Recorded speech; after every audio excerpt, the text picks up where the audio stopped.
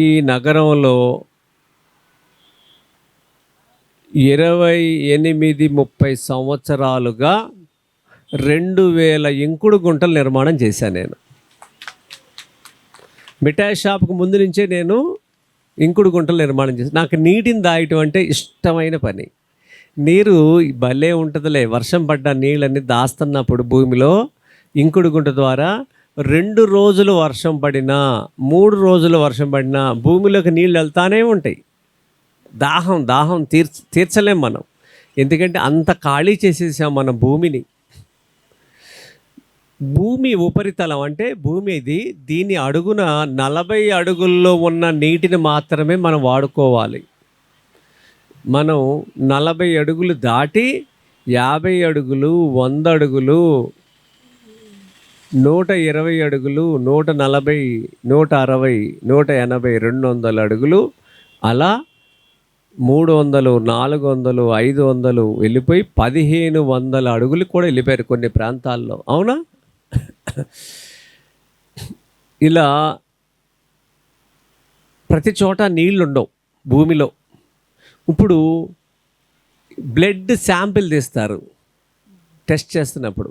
ఇంతలా ఉంటాడు ఒకడు, పొడుస్తూ ఉంటారు చూసారా? పొడిచిన చోట రక్తం వస్తుందా? కొంతమందికి నరం దొరకదు కదా, 4-5 చోట్ల పొలుస్తారు చూసారా? అది ఎప్పుడైనా? మరి ఇంతలా ఉన్నాడు కదా, మరి పొడిచిన చోట రక్తం రావాలిగా, దొరకదు. నరం దొరికితే రక్తం దొరుకుతుంది. భూమిలో కూడా పాయలు ఉంటాయి, నరాల్లాగా పాయలు ఉంటాయి, నదులు కాలువలు ఉంటాయి లోపల. వాటి గుండానే ప్రయాణం చేస్తే నీరు అంతటా ఉండదు. అలా మనకి ఈ నీరు పాయలు ఎక్కడైతే ఉన్నాయో దానికి బోరు తగిలితే మీకు నీరు పైకి వస్తుంది. అందుకని చాలామంది బోర్లు వేసామండి నీళ్ళు రావట్లేదండి అంటే, ఇలా మీరు దాచిన నీరు ఇక్కడ ఒక 500 గజాల్లో పడ్డ వర్షపు నీళ్ళని మీరు ఇంకుడు గుంట ద్వారా దాస్తే దాని ప్రభావం 1/2 కిలోమీటర్ దూరం ఉంటుంది. 1/2 కిలోమీటర్ ఏదో ఒక దారిలో 1/2 కిలోమీటర్ వరకు రీచ్ అవుతుంది.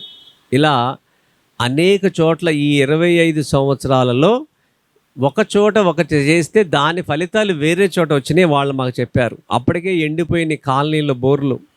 ఒక కవాడిగూడలో చెత్తబడి అని ఒకటి ఉంటుంది. చెత్తకుండి స్కూల్ అని ఒకటి ఉంది. అక్కడ మేము 20 ఏళ్ళ క్రితం చేసినప్పుడు దాని అవతల బస్తీ ఉందంట. వాళ్ళకి అప్పటికే 10 ఏళ్ళు అయిపోయింది బోర్ ఎండిపోయి. మేము ఇక్కడ చేస్తే పెద్ద గుంట తీసి ఇంకుడు గుంట చేసాం ఆ స్కూల్లో. వాళ్ళు బస్తీ వాళ్ళు వచ్చి మాకు చెప్పారు, వచ్చి మళ్ళీ మా పంపుల్లో నీళ్ళు వస్తున్నాయని. ఇలా అనేక అనుభవాలు ఉన్నాయన్నమాట. అందుకని నీరు లేకపోతే రేపు మనం లేం. No water no life. నా ఫ్రెండు సంజయ్ అని ఉన్నాడు మహారాష్ట్రలో. ఆయన ఘన పదార్థం తినటం నాకు పరిచయం ఉన్నప్పటికే నాకు పరిచయమే ఒక 15 సంవత్సరాలు. ఆయనకు అప్పటికి ఇంకో 2-3 ఏళ్ళు 10 ఏళ్ళు అయింది. ఆయన మానేసి లిక్విడ్స్ ఒకటే తింటాడు, అంతే తీసుకుంటాడు. ఉదయం సాయంత్రం పాలు తాగుతాడు, వండింది ఏది తినడు. బాగానే ఉంటాడు, మనలాగానే ఉంటాడు. ఎక్కడైనా దొరికితే పండు తింటాడు, అంతేగాని వండింది తినడు. నీళ్లు తాగని వాళ్ళని నేను చూడలా. భోజనం తినని వాళ్ళైతే నేను చూశాను. నీళ్లు తాగకుండా ఉన్న వాళ్ళని ఎవరిని నేను చూడలేదు. బహుశా మీరు కూడా చూసుండరు. అది అయ్యే పని కాదు. నీరుని ఒక విలువైన వస్తువు కింద మనం గుర్తించాలి. పంచభూతాల్లో ఒకటయింది. అందుకనే మీరు ఇంటికి ఎవరైనా వస్తే వాళ్ళు తాగుతారా, దాహంగా ఉన్నారా లేదా అని చూసి సగం కన్నా ఎక్కువ ఉండేది గ్లాసు, పూర్తి గ్లాస్తో ఉమ్మాకండి. అడిగితే మళ్ళీ పోయండి. అంటే ఎంత క్యాలిక్యులేటెడ్గా మీరుంటేనే భవిష్యత్ తరాలకి ఈ నీరు అనేది అందదు. లేకపోతే రేషన్ షాపులోకి నీరు వస్తుంది నెక్స్ట్ 20 years. రాసి పెట్టుకోండి. మనం ఇలాగే ఉంటే రేషన్ షాపులోకి నీళ్ళు వస్తాయి. మరి దీనికి ముంబైలో 1970లో నీటి వ్యాపారం జరిగింది. అప్పుడు ఇంకా బాటిల్స్ రాలేదు.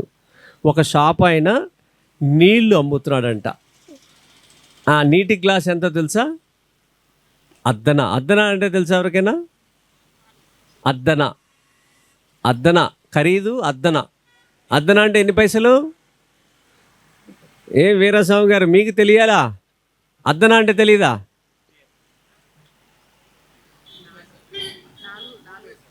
3 పైసలు అద్దన అంటే.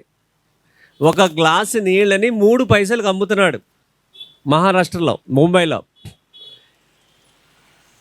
ఈడెవడు నీటి వ్యాపారం చేస్తున్నాడని ఆ షాప్ దగ్గరికి వచ్చి నవ్వి వెళ్ళేవాళ్ళంట. నీటిని అమ్ముతున్నాడని నవ్వేవాళ్ళంట. మరి వాళ్ళ భారతదేశంలో, ప్రపంచంలో అతిపెద్ద వ్యాపారం పెట్రోల్ తర్వాత ఏదైనా ఉందంటే నీరే. పెట్రోల్ తర్వాత రెండో వ్యాపారం జరిగేది నీరే. అంత డిమాండ్ ఉంది నీరుకి. ఒక ప్రయాణంలో టిక్కెట్ తర్వాత మనం కొనేది ఆహారం కన్నా నీటి ధర ఎక్కువ. బయట కల్తీ ఉందని భోజనం మానేస్తారు ప్రయాణం చేస్తున్న వాళ్ళు రైల్లో చాలామంది, కానీ నీళ్లు మానేస్తున్నారా? మరి నీటి వ్యాపారం చేసేదంతా కూడా విదేశీ కంపెనీలు. ఈ విదేశీ కంపెనీలు నీళ్ళని మనం కొనుక్కొని తాగుతున్నాం. భవిష్యత్తులో నీటి యుద్ధాలు వస్తాయి అని మనం వింటున్నాం కదా. నీటి యుద్ధాలు అంటే ఏంటి? నీటి యుద్ధాలు వచ్చినాయా రాలేదా? ఏంటి చెప్పండి నీటి యుద్ధం అంటే?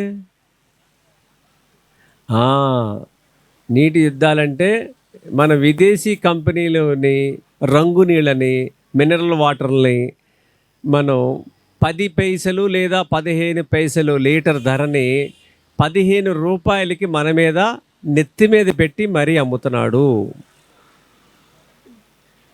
ట్రాన్స్పరెంట్గా తెల్లగా ఉన్నాయంటే మంచి అనుకుంటున్నారు. ఇది జీవం లేని ప్లాస్టిక్ నీళ్ళు. ఇలాంటివి మనం తాగుతున్నాం. మన డబ్బులన్నీ విదేశాలకు వెళ్ళిపోతున్నాయి. మరిన్ని అప్డేట్స్ కోసం బ్యాక్ టు రూట్స్ యూట్యూబ్ ఛానల్ని సబ్స్క్రైబ్ చేసుకోండి.